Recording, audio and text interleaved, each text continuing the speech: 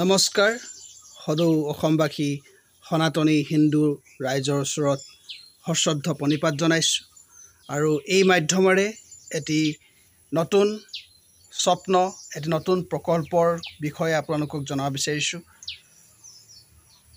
মোৰ নাম মানৱজ্যোতি গগৈ। এক বিশেষ স্বপ্নৰ বাবে দৌৰি আছোঁ।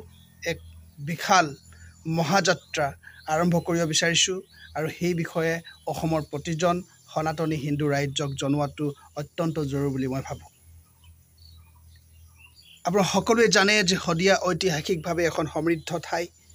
এই শদিয়াতে দেৱী ৰুক্মিণীৰ জন্ম হৈছিল।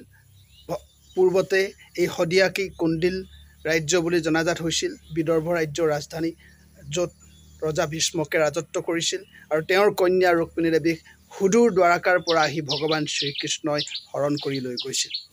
আৰু সেই মহাভাৰতীয় আখ্যান অনুসৰি বা সেই মহাভাৰতীয় তথ্য অনুসৰি আমি গভীৰভাৱে বিশ্বাস কৰোঁ যে শদিয়াৰ এই পবিত্ৰ ভূমিত এটি সুন্দৰ সুবিশাল মন্দিৰ নিৰ্মাণ হ'ব লাগে, হোৱাৰ থল আছে, যাৰ নাম হ'ব শ্ৰীকৃষ্ণ ৰুক্মিণী মন্দিৰ। অত্যন্ত সুন্দৰ আৰু সুবিশাল ৰূপত এই মন্দিৰটি নিৰ্মাণ কৰাৰ সংকল্প লৈছোঁ।